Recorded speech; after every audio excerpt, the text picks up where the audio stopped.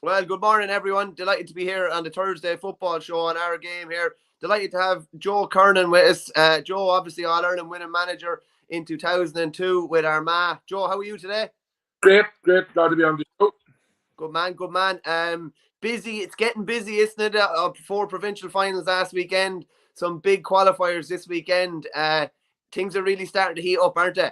It is, yeah. And with all the dates, things happening earlier, our whole calendar's upside down and it'll take a bit of getting used to. But I was in Croke Park on Saturday night myself. Now, after 10 minutes, I wondered why I was there, but I thought it was going to be close. But Clonus on Sunday was unbelievable. Connacht was brilliant. Munster wasn't as good. So 2 out of 4, I suppose, isn't bad.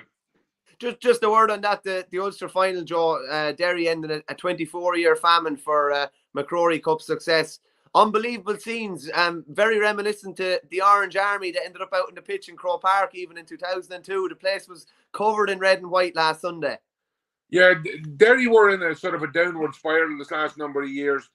One of the main problems they seemed to have was the clubs within the county couldn't mix, and there was a lot of not say bitter rivalry, but rivalry that when they went to the county, they didn't seem to pull together. But whatever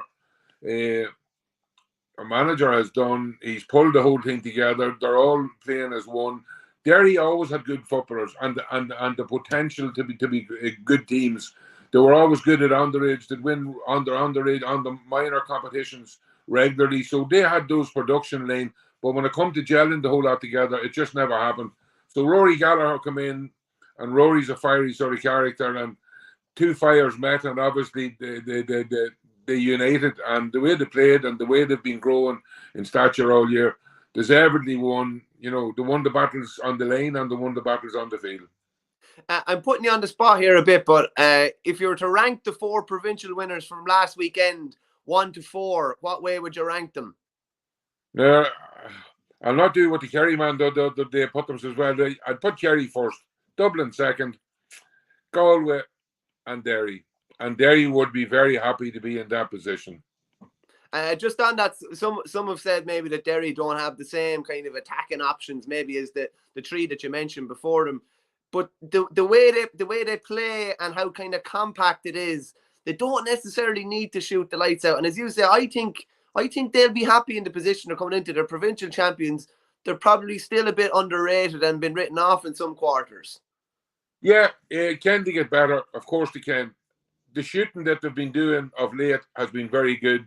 They've been putting up fairly big scores for a so-called defensive team. I think it was more defensive last weekend because it was Donegal, and Donegal did that type of game. But when it mattered and they had to come out of their shell when they were 2 points down midway through the second half, you've seen the attacking prowess they have. And I think Brendan Rodgers given a free role now. He normally plays fairly free, pushing forward, but he really went for it. And a fullback scoring 3 points, is unbelievable, and it was inspirational for them. And then having their midfielder, their Aussie rules at midfielder, back as well, Conor Glass, it made some difference. I don't think you would have ever had to worry about Francie going up trying to score 3 points during his day, I don't think. No, but the funny thing with Francie, when it mattered, Francie would leave the centre half, get a ball, break the lane, give it to somebody else, and then dodge back. So he knew when it was time to push up, to break the lane, to get into a scoring position. He scored a couple of goals in his lifetime. Really? Yeah. Standing ovation in a club match one day. We took him on, and I didn't. Later managers, when he was coming to the end of his career, Francie was a great man at reading the game. But in a club match, he scored a goal and then scored one at another time. So he was scratching down the field, wondering how it happened. Just as a bit of an aside, I always wondered, from a manager's point of view, he strikes me as the sort of player, obviously a kind of a cult hero the longer it kind of goes on, but he strikes me as the personification of a player who knew what he was good at, knew his role, and did that to a T. And from a manager's point of view, it's probably players like that are like gold dust almost, aren't they? Francie Bellia was the easiest man I ever managed. You never had to tell Francie what to do. Francie knew what to do. And what you're saying is 100% right. He simplified the things that he did well. Never tried to do something that he couldn't do.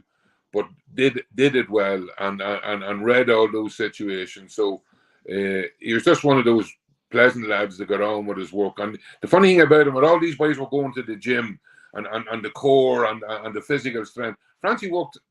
The family had a steel company, steel erecting company. So Francie was balanced on steel boards and bars all day long. He had the best core in the county, and it used to drive the other boys, just geezer and the boys, mad because Francie would come out top with core. Yeah, hard beaten when you're doing that sort of manual labour and you're working on your body all day, every day. Very witty fella. You wouldn't think it, but very, very witty. Very witty. Very, very witty, and he'd kill you in a heartbeat, which is another great thing about him, in fairness. Just go on. He probably was over emphasised his toughness, his honesty. Like Francie took big hits. I remember in Donegal in Ulster final, just briefly.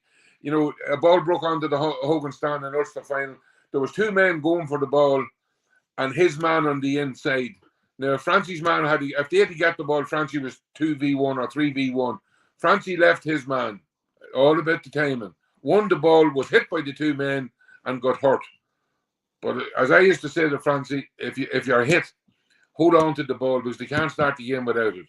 Yeah. And Francie got the ball and went off 10 minutes later injured. But he knew that was the time he had to put his head on the lane and take the hit. And he took the hit and had to go off. But it just epitomised what them, his reading, his timing, and Pat Milan and these boys used to ridicule him and talk about slowness. I never seen too many boys run away past Francie. And I never seen somebody, he hit one by one day and he says, I got there as fast as I could. You can't ask for more than that. No. Just quickly before we go into this weekend, you mentioned you were in Croke Park, Joe. We probably, I don't know if we expected, but we definitely hope for a better contest. From what you saw of the Dubs, was it a mixture of the Dubs' brilliance and maybe some naivety from a Kildare point of view? But where do you see Dublin has been now? A lot of negative talk after the league. Looks like they're on a fairly level footing again. Yeah, in fairness, in the league, they were very poor. We got them in the first round of the league. We were really up for it, played really well, and that was the start of a wee bit of a downward spiral for Dublin, because every team fancied their chances against them then, and they did struggle in the league. And in the last game against Monaghan, they come up against Monaghan, who are Monaghan. On any day, they'll beat any team. But Dublin have the players. One, they're starting to get them all back. They're starting to, hurt sometimes is a great driver. And those boys would have been hurting after the success they've all had and all the All-Irelands they won. You still don't like getting beat. And the Brian Fentons and James McCarthy's and the Conor O'Callaghan's and Rock and all these boys, they're not just going to walk away into the sunset and lay down and accept hammerings every week. So I'm sure there was plenty of talking and plenty of looking back on what they've done and said, where do we go here? So now, after winning this Leinster final, which, in fairness to Kildare, I was looking forward to Kildare. That's why I went. I thought they would have put it up to them. But in 5 minutes, the game was over. And you can say naivety, you can say ruthlessness from Dublin, a wee bit of everything. But the game was gone as a contest after 15 minutes, unfortunately. And that doesn't mean that Kildare haven't good. Kildare are very good footballers. They're working very hard.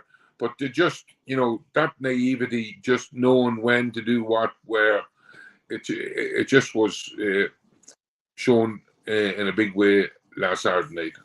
And probably it's very hard to come back into it. Just you mentioned that Brian Fenton had never lost the championship game, should we say, until last year's All-Ireland semi-final. They'd always been on the up. They'd always been, as I kind of said on the previous show, they'd always been the hunted. And it's almost like now there's a bit of a chip on their shoulder. And he even said it after the Wexford game. And now they're the ones that are hunting. And it's a dangerous prospect for everybody else when those boys have all those All-Irelands that they have and have achieved everything they have, and they still feel like they have a point to prove. They talk about the hungry boxer and they talk about the hungry fighter. When you're beaten after being so successful, if you don't hurt you as well, walk out of the dressing room and go straight away. So a lot of those boys still have pain and have pride in themselves and have pride in the jersey and want to continue the success. But time will only tell whether they're fit to go for one more year, and then there'll be a few more boys leaving probably and a few more new faces coming in, and it'll take a while to get back. What they've done, and how they kept it together for 5, 6, 7 years is unbelievable. You know, success is harder to manage than no success, because before you win it, nobody really knows or not sure. But after you win it, everybody knows how to win it. And you know that sort of seeps in from supporters, from family, from friends, and from players themselves. And what Dublin done was unbelievable to win what they won. You know, some people complain saying maybe they won too much, but you got to give credit where credit's due. They set the standard, they set the tone, and everybody else now is trying to get up to that level. Just last thing on the Dubs, Joe, I don't know if you saw yesterday, Owen O'Donnell, the Dublin hurling captain, is now in on the Dublin football squad. I think he's a forward for Whitehall, Colmkill. Desi Farrell would have had him in around under 21 panels maybe before he went off playing hurling. What do you make of that? It's obviously something Jim Gavin did with Dermot Connolly a few years ago, brought him back. I think it was after the provincial campaign as well. From a manager's point of view, if somebody can offer something, even if it's in training, potentially in games, like, I presume it's a no-brainer to bring somebody in like that if you feel like they have something to offer. Yeah, of course. Like you don't know what's going to happen with injuries. We don't know what's happening in the Dublin camp. Is the boys there with problems that might be out for a while? Do they need to freshen it up? Is there somebody there at that level that they think they can break in? And Desi obviously feels that he can add something to it. So, you know, yeah, take him in. He's not going to walk in probably straight away. He'd probably have to work in these special in-house matches to see how he copes with that type of intensity and is he up to that level.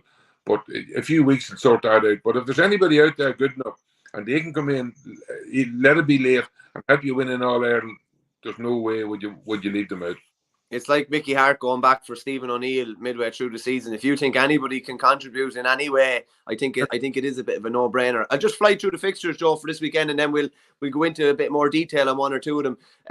Obviously, 4 All-Ireland qualifiers this weekend, 4 really interesting games. You've Clare against Meath in Cusack Park on Saturday, 6 p.m. Mayo and Monaghan, Castlebar, 4 p.m. Cork and Louth in Páirc Uí Chaoimh at 2 p.m. And then on Sunday, you have Armagh against Tyrone in the Athletic Grounds at 1:30. Then you have the Tailteann Cup quarterfinals, Offaly in New York in O'Connor Park on Saturday. And on Sunday, you have Fermanagh and Cavan in Brewster Park, Leitrim and Sligo in Carrick-on-Shannon, and Carlow against Westmeath in Netwatch Cullen Park. The one we'll focus mostly with you on, Joe, is obviously the Tyrone versus Armagh. A very interesting game. Just when you hear Tyrone versus Armagh, what's the first thing that comes to your head? Because by Jesus, he had some fair scraps down through the years. Yeah, you know, the GAA has a history of teams being together and playing against each other at a high level. You know, you go back to Kerry and Dublin in the 70s, then you had Meath and Dublin in the 80s, then you had Mayo and Dublin this last 7 or 8 years, and in between you had us and Tyrone. So there's teams very evenly matched that go head to head, and we were 2 of them teams. I think we met 6 times, we won 2 each and we drew 2. And there wasn't more than 2 points between any game. So that tells you a kick of a ball, a free kick, a mistake, and you've won or lost. And that was the intensity. And, you know, when teams are that much right, there is a hatred, you know, between and the supporters are on their seats. And with 10 minutes to go in a match in Croke Park, if we're a pint up, you're hoping that we win and there's no draw. Whereas the opposition saying if we get a draw, we'd love a replay. So, you know what I mean? It's just totally mental and everybody is totally consumed in the whole thing. But that's what makes our game. Them's the games we want. Them's the games we want to go to. Not like last weekend, a few games where it was one-sided. You want to be sitting on the edge of your seat, and some of our games over the years have done that big time. And that Armagh Tyrone, both teams, we know we should have won another All-Ireland or 2. You know, Tyrone went on to win 3 and now 4, you know, which is great for them, you know, but that's something we look back and say, you know, we missed the boat on that. But would we change anything to be there? No. And now we mightn't have the same rivalry now. There's a whole bunch of new boys in there. The managers are a wee bit the same with Yeezer and Brian Dewar there. But, you know, a couple of more games, maybe this game could turn it into the rivalry for the next 5 years. You don't know. But the one thing I guarantee you, don't be leaving your seats early in Armagh on Sunday. There could be extra time. You mentioned to me before, Joe, about how emotionally draining these games were. I think you mentioned after one of the games, all you wanted to do was nearly go to a dark room. It would take nearly that much away. Can you just talk to me about how all-consuming they were, how much energy they would take from you? Well, from a player's point of view, you try to keep them calm and relaxed leading up to the week of the match, and you try not play it down, but you wanted them coming out of the dressing rooms fully focused. We used to wind down training a wee bit. You know, I remember years ago asking Mick O'Dwyer, you know, what do you do the week of a match? He says, have them sharp, you know, have them fresh. So instead of doing extra training and doing extra work the week of the match, you wind it down so that you have them going home fresh, waking up with no aches and pains. I'm really looking forward to it. And from a management point of view, it was along the same things. While you were looking after the players, you sort of had to look after yourself. And I used to hate going down Jones's Road in the bus. And I'd say to myself, why do you put yourself through this? To me, but then once you get into the dressing room, you're with the players, you went out for the match. It was great. That's where you wanted to be. But there was that moment. And when the game was over, because it was all so, you know, not helter skelter, but going at 100 miles an hour. And then when the game was over, there was you slow her down. But I used to, if I'd come home to the house, say, get down the road, I'd go into the front room, close the door, and I'd sleep. I'd conk out for half an hour, and then I'd be fresh as a daisy after that. But it did take an area of players and supporters. The supporters will tell you, you know, they were close to heart attacks 1,000 times because, you know, you didn't know who was going to win the match. It went down to the final whistle. It was won in the last few minutes. There was incidents at the end that, you know, had you on your seats and nervous wrecks, and some people couldn't watch the last 10 minutes. They had to go out and walk the back of the Hogan stand or Clonus, whatever it was. So, you know, I've met more people over the years that never seen the last 5 minutes of most of my matches because, you know, whether it was parents who couldn't watch their children playing or whatever, it just, but that's life. That's what it is. That's what it does to us. You mentioned there about the feeling going down Jones's Road. Describe that to me. Is that like this feeling in the pit of your stomach where you're like, oh my God, what have I got myself in for again here?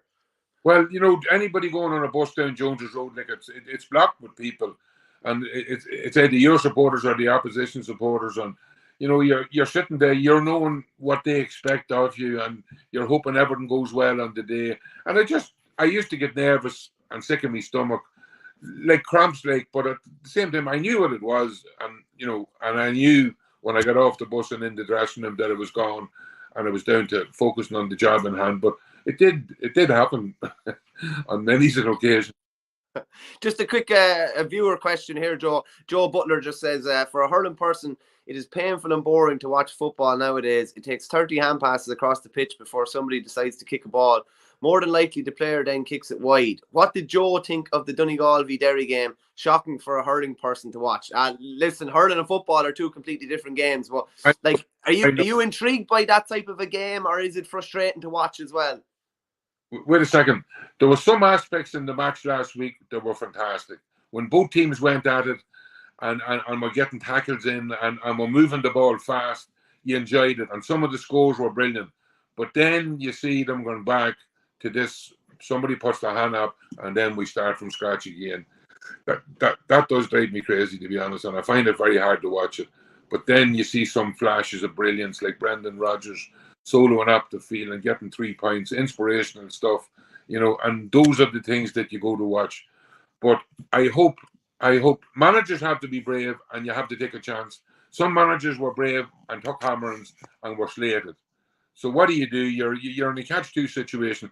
I still believe that to play this game properly, you play 2 men in the full forward line, you play 2 men in the half forward line, and that means there's 11 men behind the ball with your go-to. Now, if that isn't enough and that means that if you play the normal way and 15 men, and I'll say this briefly, if you play the normal way and you put 15 men behind the ball, that means the opposition push up and won't let you out. Whereas if you have 2 men in the full forward lane, 2 at centre half forward, they have to leave 5 men back. That means there's spaces for us to come out with the ball. That means we win it in our cornerback, we can hit the wings and then hit the full forward line. But unfortunately, we come out now, there's nobody in the half forward line, nobody in the full forward line, we have to go backwards. And that's where the frustration sets in. So somebody has to be brave and say, right, this is the way we're going to play it. I think putting the 15 men behind the ball, some boys are hiding. God be with the day, you mark your man, you've done your job, and that's it. But if you move the ball fast, which some teams do, you can, like last Sunday when Donegal come out and 8 Derry men were running back in the lane. If somebody had the width to kick the ball long and have somebody inside, Derry were caught. So that's my opinion on that. So yeah, the man's right. It's very frustrating. Very frustrating. No. And as you say, Joe, it's finding that balance between being brave and getting results. That's the difficult balance for managers, I'd imagine. Just looking at the game this weekend, obviously Armagh disappointingly beaten by Donegal in Ulster when there was probably a decent bit of expectation behind them. Tyrone obviously very disappointed against Derry. What's the mood been like in Armagh since that Donegal defeat? Naturally, very disappointed because we all thought we'd be in an Ulster final this year. Armagh did better in the league than probably we thought. We won 3 matches and then we lost the last 3 matches. But we only lost by a point against Mayo over in Mayo, or 2 points. We lost by a couple of points to Kerry, and we lost to Donegal narrowly. So losing against those top teams isn't the end of the world. It's something you can look at and see how you lost those matches, what went wrong in those last few minutes, what decisions was made. But then you went into the championship, and unfortunately after the league match, there was the hullabaloo with the boys being sent off. There was the hullabaloo. Donegal sat back, never said a word. We were wondering where we were going to have players, were we not? Then in appealing to get some of the boys off, we got Rian O'Neill suspended, and then we had to fight that. So we went into the Donegal match. We were after revving Donegal up.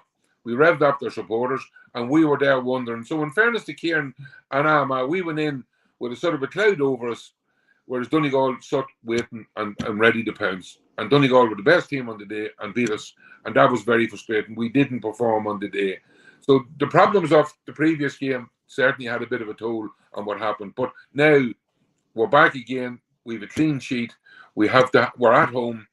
Now Tyrone are after coming off a whole league campaign, and they certainly couldn't be happy. There was players left the camp for genuine certain reasons, but it always looks bad. You wonder what's going on. And the results weren't good. The discipline wasn't good at certain times during the league campaign. So there's probably more pressure on Tyrone now, as all-in champions, to see what they're going to produce. So they have to be really up for this. And we know we're at home that we have to perform. I think there won't be much in it, but I think we just might snip it by a point or two. Now, into the match, we have 4 boys missing. We have Tailteann Kelly, who had a blood clot in his leg a month ago, and he's off the Swan. Kieran Mackin and Niall Grimley and Oisin O'Neill, all 3 of them carrying injuries. Now, those 4 boys could actually have played or definitely been on as subs. So that's a bit of a problem, wondering who's going to come in there or who's going to fill those places. But we have a good squad, and we've seen that during the championship. But losing 4 players of that quality certainly might have a problem for us at some stage. Do you expect the kind of the discipline issues maybe that arose the last time these two teams met in the league, when Tyrone finished with 11 men? Do you expect that to resurface again? Well, if you've seen it all over again, you'd look back and say, well, how did Tyrone get those men sent off? And why did Armagh maybe get more? Whereas then when it comes to the Donegal, we did get more and they get less. So I seen Brian Dewar talking the other day in the paper about their discipline. It has been fairly questionable now, but this is going to be intense, but at the same time, you don't be reckless. You don't do stupid things. So, you don't have to be a brain surgeon to know some boys are easy got at and some boys can take the bait. But the team comes first. Be sensible. Get on with the game, and hopefully we'll have a good contest from start to finish. You mentioned, Joe, about how Armagh were flying in the league, and obviously a lot of people's attention was taken, I suppose, after that Dublin game and even after a few other results. Is there any element locally that thinks that maybe they peaked a bit too soon or were, a bit more advanced than other teams in the league, because Division 1 status is so important for a team long term and maintaining that? Is that a thing that's discussed locally? I'd say everybody would have agreed that we were ahead of some teams when it come to the start of the league. But I was at the Dublin game myself, and I was going up sort of fingers crossed, hoping things would go over. And I left very happy as a supporter to see the way we played, how we played, the commitment and the style of play. So when that game was over, I was very happy. The confidence I know from managing, players would come out of that game feeling very confident. And we've seen that confidence dragged in to the next few matches. We mightn't have played as open a football against Tyrone and a couple of other matches, but the confidence was there. We're after competing against the best teams in the country and we're winning matches. So for me, that was good. But then the downside is when the other teams catch up in you a wee bit, and that's maybe what happened in the last couple of games in the league, that we finished up not losing a couple of matches that we probably should have won. But the fact that we're able to compete at this level now, we weren't able to do that 3 or 4 years ago. But now we are. Now it's the next stage, finishing those games off. Having the confidence to be able to that last 5 or 10 minutes and nick a couple of scores that's going to win you the game. So we are in a situation that we'll all be watching what happens next, and we're hoping that we do move on. The squad is a good squad. We have scoring forwards now, which we didn't have for a few years. We have 5 or 6 men that can score, which is very, very important to any team. So we want to get the ball up to the scorers, and we want them to do, but your players have to didn't perform against Donegal. A lot of our big players didn't perform, and that's a fact of life. But that doesn't mean they won't perform this Sunday. This smacks me, Joe, as a massive opportunity for Armagh. Obviously there's the rivalry there. There's Tyrone coming in off the back of a really bad performance. Like, what would it do for Armagh to knock out the reigning All-Ireland champions, beat Tyrone, and then maybe get a big bounce from that going on through the qualifiers? It would definitely bring us on at least another 20-25%. No matter when you go into any match, you're a wee bit apprehensive. But to come out of a match like that, I used to always say that, to win tough matches is better than playing well and winning by 20 points. You learn more about your team. They learn more about themselves. And it would definitely bring them on that other 15-20%. So we're hoping that we can perform and we do move to the next stage, and it'll bring us to another level. Every championship that plays, the further you go, the better. Look at Derry. Derry's a prime example. The further they go, the better they get. So, and that is, building something within the team, that they're not unbeatable, but it's a never say die attitude that can carry you through matches, whereas in years gone by you would have lost those matches. From a Tyrone point of view, Dave, they obviously bounced back brilliantly from that league semi-final defeat last year when it looked like it potentially could turn into a disastrous season when they conceded 6 goals against Kerry. They'll be hoping to call on that those reserves again and that kind of muscle memory to try and turn around this season. But I have a sneaking suspicion that you think Armagh might squeak this one. I think we will now. I see Tyrone have took some of the under 20 players in, the All-Ireland under 20, and there might be another Canavan there, Rory Canavan coming in. He was unbelievable in those matches. If you had the likes of him in and getting good ball, you could destroy anybody, senior or anybody. So, they are just they have to take the handcuffs off this week and say, here, it's all or nothing. When they do that, they're a very dangerous squad. Big time. Just another quick game I want to touch on, because I know you would have had plenty dealings with Mickey on the sideline down through the years. Mickey Hart is obviously over Louth. They're taking on Cork. Probably he was wanted to avoid a big hitter. I think he's done that in the qualifiers. Just talk to me about Mickey even reinventing himself in Louth and what he's done there. 2 successive promotions. Probably not surprising from your point of view, because you've seen him at close quarters with Tyrone and you've seen what he can do. Yeah, Louth's a very passionate county. It's right beside me here. They're small. They're limited to what they have, but they love their football. Now Mickey has come in, with a great reputation, and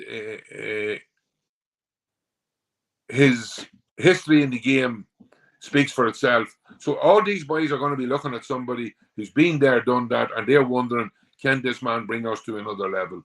And he certainly has done that from grassroots in the county to underage level. He's watching and making sure everything's been done right, from the training, the diet, the way they play the game. So there's a big buzz in Louth. There was before the championship started, but I think honestly, nobody thought they were going to win a Leinster title. But to get a run playing against bigger and better teams will do them the world of good for next year and prepare them for Division 2. Without a doubt, definitely. Another manager, inter-county manager that you've had plenty of dealings with throughout your own managerial career is Tony McEntee in Sligo. Did he always look like he was going to be an inter-county manager in the making? Did he always think that deeply about it? He's obviously been over been over your own lads up in Crossmaglen as well. Yeah, when he was playing, you didn't really see that. Tony was one of, like, a bit like the Francie, would just get on with the game. He'd do a bit more talking than Francie, and his knowledge of the game was brilliant. But when he took over our club in Cross here, you seen that Tony was going to be one of those players that would go a long way in management.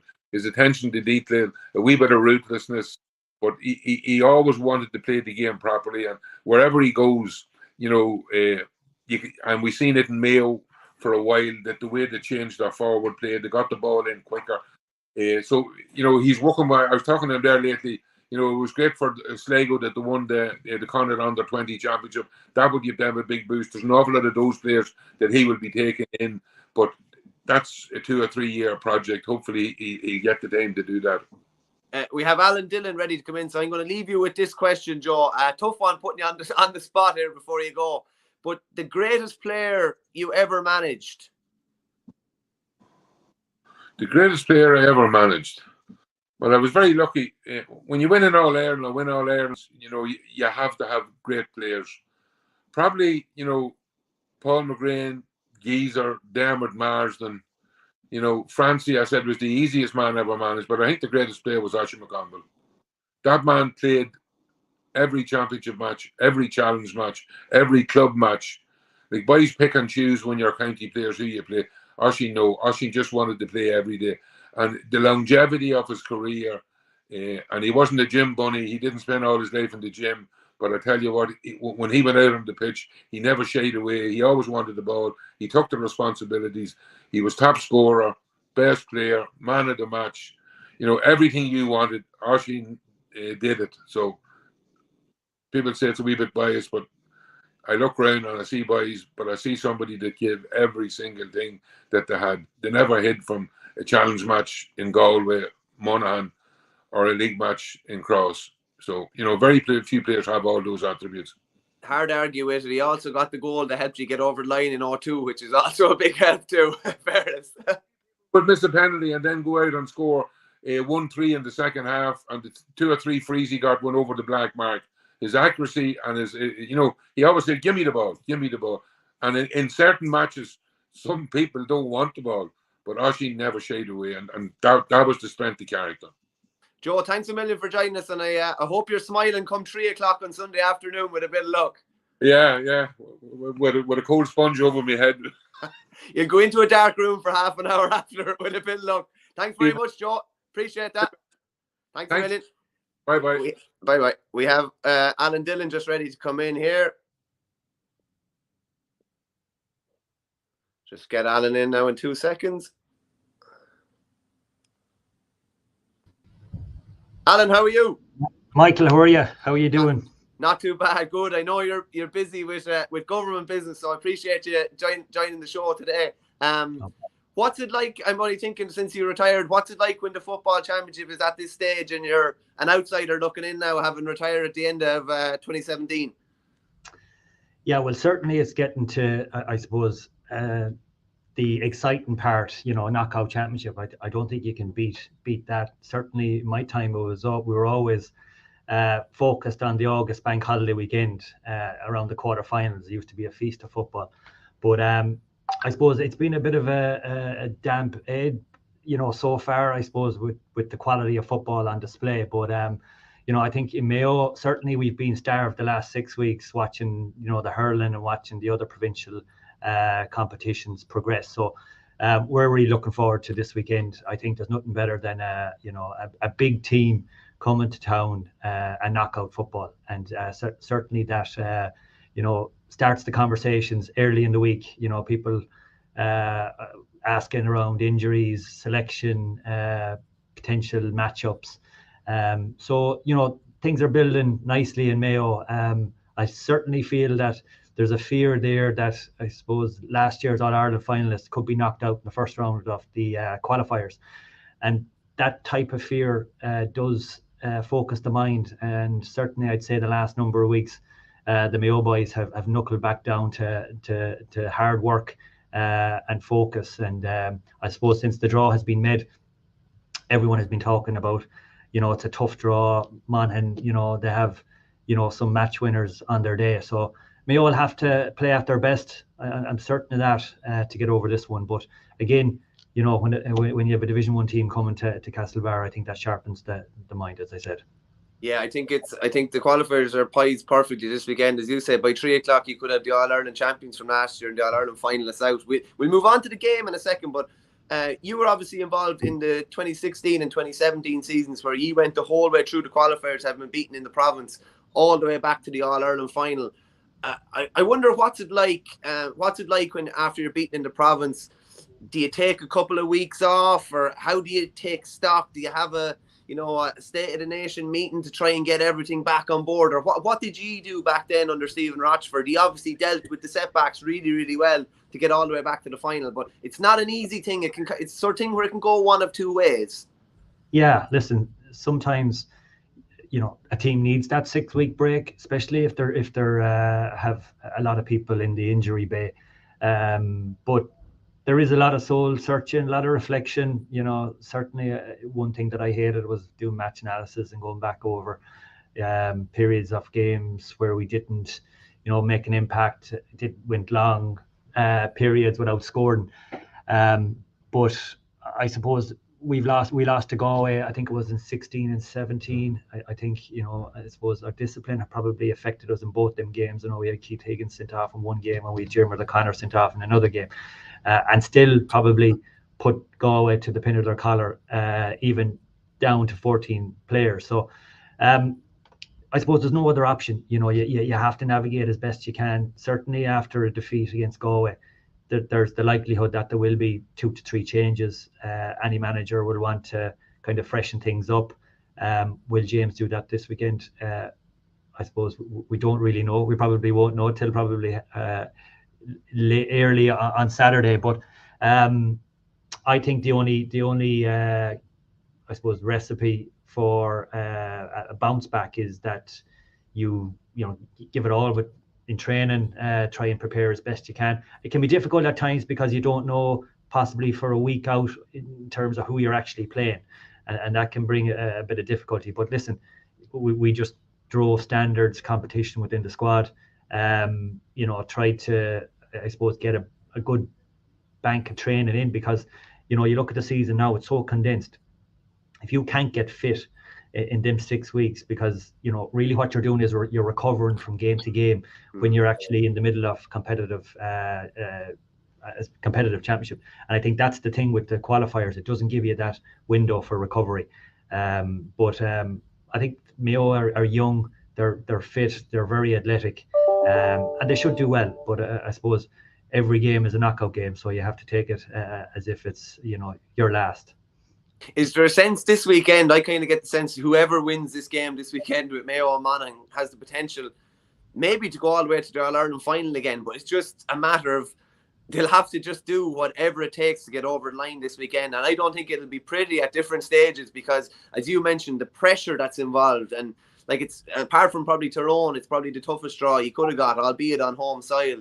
But there is a feeling of we just get back on the road here, just do whatever it takes to get a victory, and who knows thereafter. And as you said, there's different guys. There's doubts over Rob Henley and Ushie Mullen and Ryan O'Donoghue. They're kind of 50-50, and probably some long-term injuries as well. But you're buying more time with every victory. Potentially, you're buying more time and giving a greater chance to get further down the road.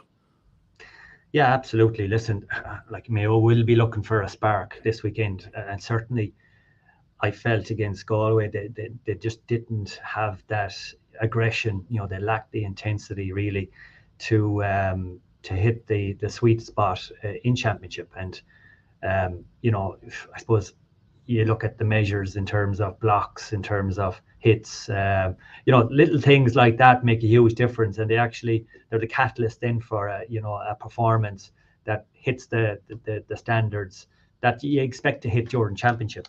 But we looked very, I suppose, lackadaisy. We looked like we were still in league mode, and we never really put that sustained pressure on Galway. Could never get ahead of them. You know, Galway always seemed to, you know, respond with a score from time to time. And listen, you know, credit to Galway, but certainly Mayo will be looking for a response. I think, you know, at times they don't play their best football in Castlebar, but I'm sure over the last number of weeks they've got back training on the new surface, you know, familiarising themselves with the surroundings, because it was difficult going into the Galway game around preparation and, you know, access to the pitch. So hopefully that's been addressed. But it's you know, Monaghan will have their own agenda. I suppose losing to Derry probably hurt their players a lot. I'm sure, you know, they were looking at the side of the draw that they were on to get into a provincial Ulster final, but it just didn't happen to them. And I suppose, listen, we've seen where Derry have gone from that victory. So it's well poised. I think the referee will have a big job on hand on Saturday, and you know, it will be a dogfight. But for the players, you know, they've invested so much into this season, into the game, into their preparation, that they won't care if it's ugly or if it's not, as long as they get the victory and they can move on. Yeah, I think Barry Cassidy from Derry is refereeing it. You mentioned the Castlebar factor. I think one of the atmospheres that a lot of people always go back to is that 2019 game against Donegal, the Super 8s game. And it just, I don't know, the kind of raucous atmosphere was reflected in the performance, I'd say, on the pitch as well. And while maybe the Castlebar performances, maybe some of them outside of that haven't been up to par, are you expecting, like, your supporters are really like no other? They do tend to really give you a lift when you're down. Are you expecting, like, I'm expecting this is do or die, you know, on Saturday afternoon. I'm expecting your supporters to come out in force, and the proximity of Monaghan as well means that they're going to travel in force as well. Like, but you'd be hoping for a lift from your fan base as well, of course, because they're always there to kind of push you on when things aren't going particularly well. Yeah, absolutely, and like, home advantage has to count, and certainly if you get the home support, you know, back in the team, it certainly will, you know, make the referee at times, you know, make decisions quickly, you know, could influence one or two key moments in the game. And I think, you know, there's nothing better than a full house in Castlebar. It's one of them stadiums where it's all cedar, you know, it's kind of like an oval bowl. There's no bad view in it. I think, you know, they've played Monaghan, you know, I think 7 out of the last times in the league they've beaten them. So they know possibly how to beat Monaghan. But again, it'll count for nothing in the league unless they beat them this year. And I suppose we'll certainly have, I would say, possibly 25,000-30,000 there on Saturday. So listen, I'm sure Monaghan will travel in, you know, in their big cohorts as well, because they're two fanatical counties, and I've no doubt there'll be a great atmosphere. Is there any matchup in particular that you're looking forward to, Alan? Who picks up Jack McCarran, I think it'd be particularly interesting in around the middle of the field with the Hugheses as well. Any one particular matchup that you're really kind of whets the appetite? Well, possibly Darren Hughes and Aidan O'Shea. You know, like, I'm sure Mayo will look to win primary possession out the middle, depending on where they play Aidan. But Darren Hughes is a big player for Monaghan. You know, if he's motoring well, Monaghan seem to be on the upper foot there within the middle third. But again, you know, you look at the defence, still question marks in terms of the fitness of Oisin Mullen, where he is. But Pádraig O'Hora will probably pick up Jack McCarran. I think at this stage, Jack McCarran probably is, you know, has probably taken a lot of pressure off Kieran McManus in terms of scoring prowess. But they're lethal up front, Monaghan. Make no mistake about that. They'll only need, you know, a half a chance to make something happen. So Mayo certainly won't be able to set up the way they set up against Galway or against Kerry the previous time they played the National League final. I think they'll be very compact. They'll try and, you know, close down space.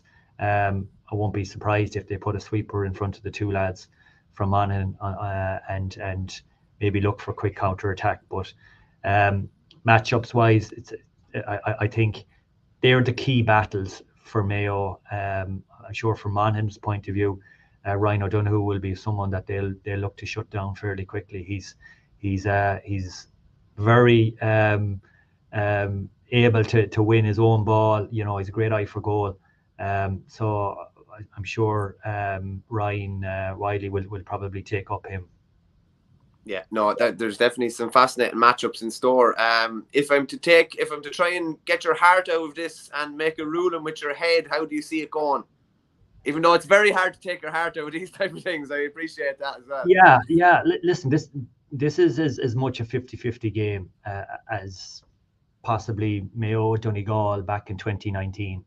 Certainly, how Mayo set up, their the way they transition the ball, will dictate how quickly they can get up the field. Certainly, the feeling around Mayo is that we've become very lethargic, very lateral, and we don't complement, I suppose, our inside forwards or our forwards in terms of creating that amount of space. But listen, Monaghan have recruited the likes of Donny Buckley.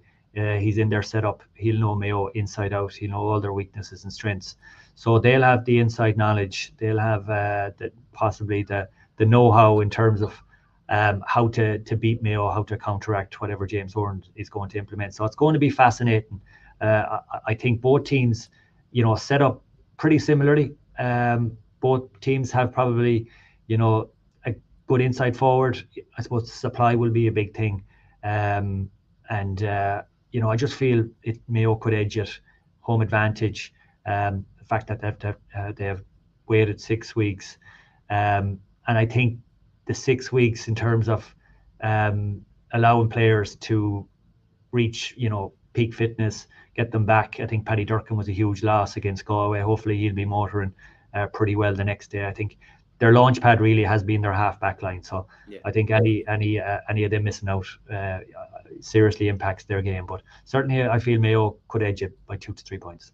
Just when you mentioned there, the pressure involved on both even backroom teams, you've Donny Buckley, Liam Sheedy, in Banty's kind of second coming in Monaghan. A lot of their Conor McManus is, his years are probably numbered at this stage, as great as he's been. You look at the Mayo side of things, it's James Horan second coming in an All-Ireland final last year. Like it really is teed up to be an absolute belter of a game, because for the loser, it could be the end of the line for the loser, not just for this year, but potentially for management-wise, coaching-wise, players-wise, who knows? So it's good. People are going to be on tenterhooks, I'd say, Saturday afternoon.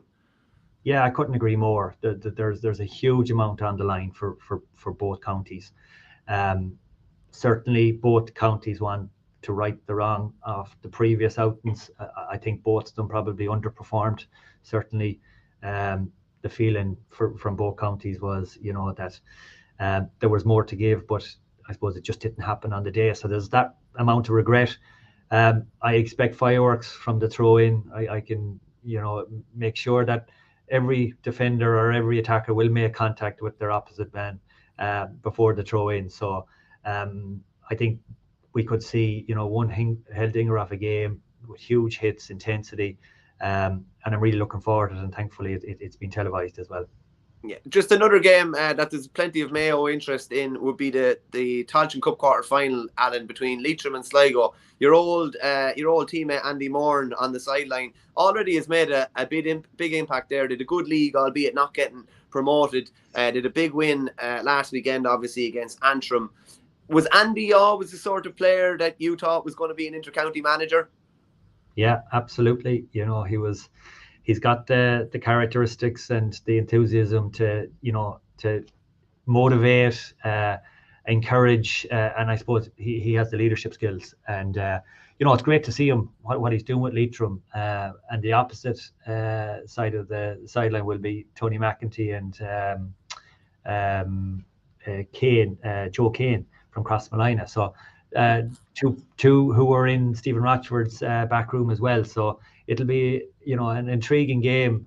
Certainly, I think over the next year or so, the likes of Sligo and Leitrim, in terms of their standards, their ability, their skill acquisition, I'm sure they'll develop into a very strong outfit. And you can just see Andy's enthusiasm around the style of play that he wants to implement in Leitrim. And I think that certainly there's a good feel-good factor up there after the Antrim win, and certainly in Sligo. I know they would be looking at the the New York performance, and scratching their heads at times. But these places are difficult to go, and make no mistake about it. I think Andy was as relieved as anyone to get out of London with the victory. But for Andy, I think he's doing great work up there. He had a good National League campaign. I think he got probably one of the highest points in the last couple of years. So making good work. I'm sure it's a stepping stone to future jobs for himself. But I'm kind of at times watching out to see what he's doing, and by all accounts the reports are very, very positive. Just on the Tailteann Cup, Alan, as an outsider looking in, how important of a competition do you think it is? Do you think it's been treated as it deserves to be treated? Because for the likes of Leitrim, Sligo, even Mayo and Offaly, New York, it's given them a chance to, like, we won the under-20 All-Ireland in Offaly last year, and we want to bring through loads of those players, and the Tailteann Cup is the perfect opportunity to do that. How do you see it as a competition? Do you think it's something that was needed, and do you think it's been treated appropriately? Yeah, no, certainly, like it is needed. I'd have to agree with commentary around the way that they divided the sections from north and south. I don't think it complemented the whole championship in terms of who you could actually get, that they should have went for an open draw.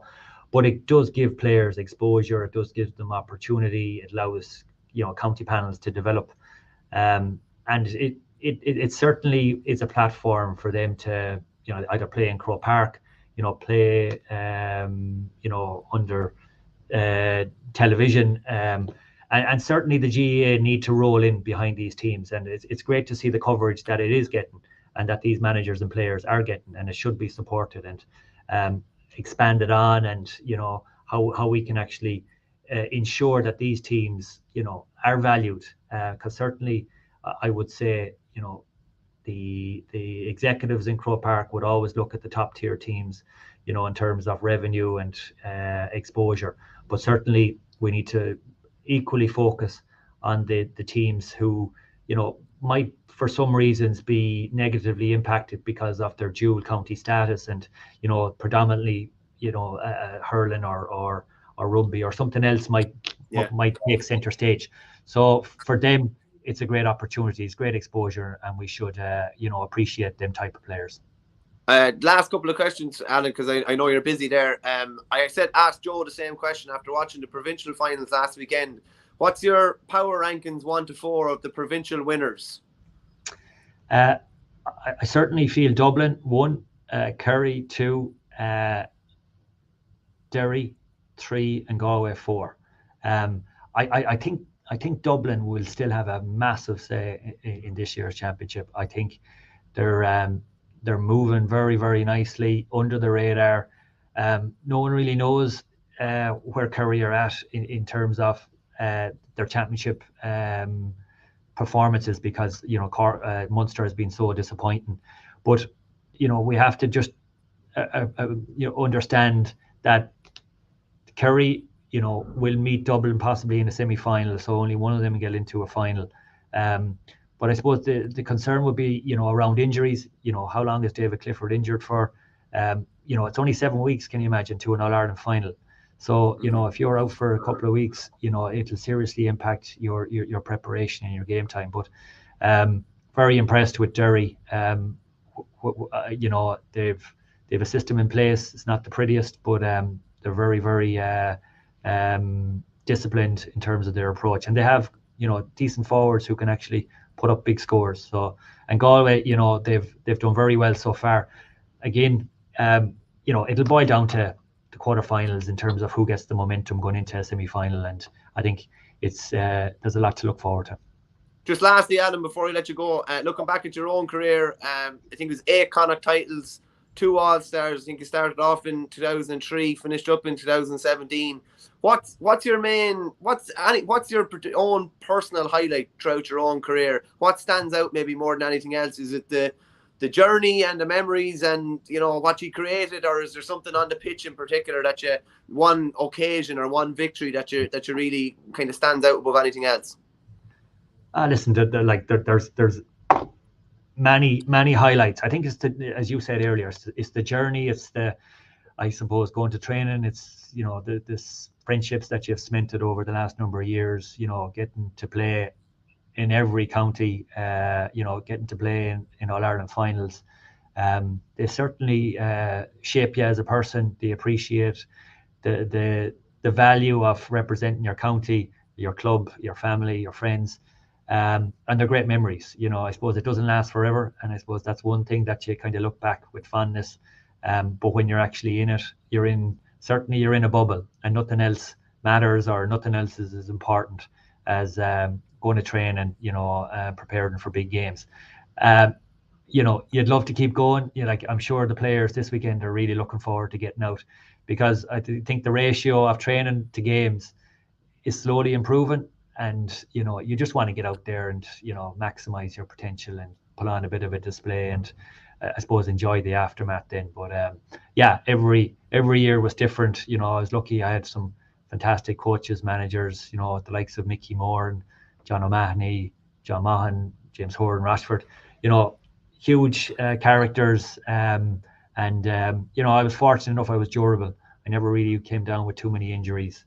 And I suppose, you know, if I look at some other lads, like even Jason Doherty with 2 cruciates, and you know, Andy who bounced back from a cruciate and a broken leg, you know, touch wood, I didn't have to, you know, go into too many rehab sessions. But yeah, it's been great. And listen, I had a great innings too with our club. We were very fortunate that we'd a good bunch of lads who kind of grew up at the same time, just listening to Joe Kernan there on about Cross McLean. I think everything starts with your club, really. And I think when you finish with the county and you go back to your club, you're very fortunate. I was very fortunate that we had a very strong senior club, and we won, you know, 5 county titles, which was fantastic. Damien Martin, who used to play with Offaly, he played with Offaly about 15 years before he won All-Ireland, and he said winning All-Ireland was the icing on the cake, but he'd already had the cake, because the journey was the cake, basically. And it's kind of the same with you. There's so many things that happen throughout the journey. Last thing I ask you, just actually, you still kicking ball with the club, or still keeping fit? I'm still trying to keep fit. I have a 9-month-old and a 2-year-old, so they're keeping me busy now. So I don't get the opportunity to sneak off to training like I used to, you know. But I'm enjoying it. I'm looking forward to the match this weekend. I'm going to bring the young fella with me, so that'll be a good event. So yeah, it's like Anthony, you go back to being a supporter, and being a Mayo supporter is unique in itself. So we're really looking forward to it. Good man. Thanks a million for joining us, Alan. Appreciate it. And hopefully you're a happy man on Saturday evening with a bit of luck. Good man. Thanks, Michael. Thank you. Thanks a million. Cheers. Good man. Great to have Alan Dillon with us there. We'll just go through some of the last few little bits and pieces of games over the weekend. So there are obviously a couple of more Tailteann Cup games that we have to go through. I think there's one more All-Ireland qualifier that we have to go through as well. Clare and Meath meet in Cusack Park in Ennis on Saturday afternoon. That game has changed to 6 o'clock. Real interesting game here, because, you know, realistically, with how badly beaten they were by Dublin the last out Leinster semi-final, there definitely will be question marks of whether this could be potentially Andy McEntee's last game in charge. Then you obviously you're coming up against Colin Collins, who is the longest serving county manager with the same county. They would feel very disappointed having missed out on that opportunity to play in the Munster final that Limerick got to play in. They were beaten on penalties by Limerick in Munster quarter final, so that's going to be a hugely interesting game. That's on Saturday afternoon as well. Obviously, I have a big Tailteann Cup from my own point of view on Saturday as well. New York are coming to town. They're coming to Tullamore to play Offaly at 2 o'clock. I think that game is on GA Go. A real interesting one from a New York point of view. We obviously all see, you know, the issues in Dublin Airport at the moment, so they'll have plenty of issues getting in and out of Ireland, I would imagine. I believe they're staying up and down. They block booked accommodation a couple of weeks ago, so they're staying up and down in Newry, I believe, which is a nice little spin down to Tullamore. I think it's the guts of about 2.5 hours. But I think they, as we saw with the Kerry hurlers, they couldn't book accommodation in Dublin for the McDonagh Cup final on Saturday just because of the costs involved. So from a New York point of view, great that they're getting to play in this competition. Obviously a little bit of controversy with the fact that they got 2 buys to get to this stage. But Johnny McGeeney's men are coming over to play Offaly on Saturday. That's a quarter final. believe there could be some potential visa issues involved with some players, so they could be down a couple of players. They will have Johnny Glynn, obviously the former Galway hurler and All-Ireland winner of Galway in 2017, and Mark Ellis, the former Cork hurler from Mill Street, is involved as well. So Offaly beat Wicklow fairly convincingly, 18 points to 10 last week, and they beat Wexford the week before. And I suppose from an Offaly point of view, the train is back on tracks again. Whereas New York had one game, they pushed Sligo close. It was Sligo 116, New York 15 points. That game was played over in the Bronx. That would have been the guts of it probably about 6 weeks ago now. So it'll be interesting to see what they bring to the table on Saturday. A couple of the other Tailteann Cup games that we haven't gone through yet. In Brewster Park on Saturday, Fermanagh and Cavan. Ulton Kelm, the AFL player who's been crippled with hip injuries in recent times, he got the key goal when they beat Longford 112 to 12 points last weekend. They'll probably be up against it against Cavan this weekend. Cavan, obviously, you know, Ulster champions in 2020, had a convincing win last weekend where the goalkeeper Ray Galligan saved 2 penalties, I think, and was outstanding again, even from his long-range frees. So that's going to be a real interesting game. Cavan will be favourites there.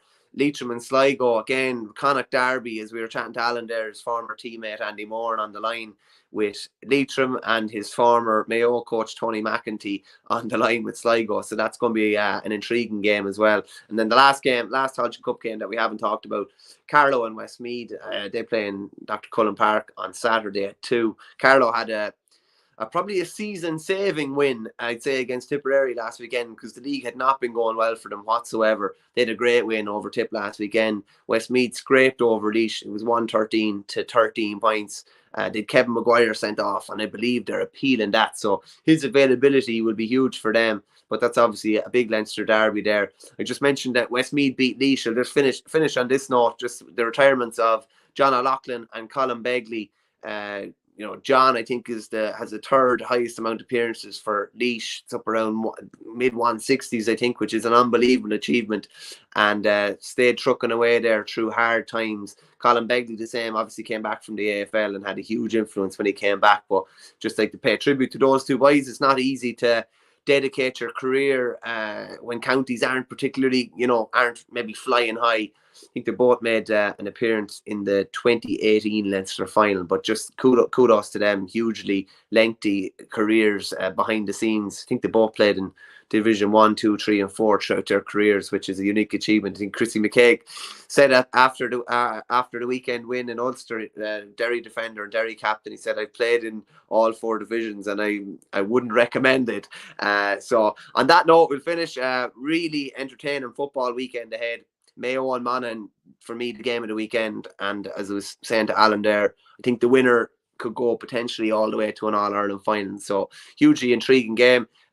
Stay tuned to OurGame for all the best GA coverage. Obviously at 1 o'clock today, Shane Stapleton will be along with Kieran Carey and Richie Power as always. That can be watched only on patreon.com/OurGame. Only €5 a month. A cup of coffee and a half to get all the Patreon coverage there. Kieran and Richie, brilliant every week. So that's going to be hugely intriguing. Again, they're going live at 1 o'clock today. But for now, I'm Michael Verney. Thanks a million for joining me, folks. And I'll see you all on Monday when we're recapping a busy GA weekend. Thanks a million.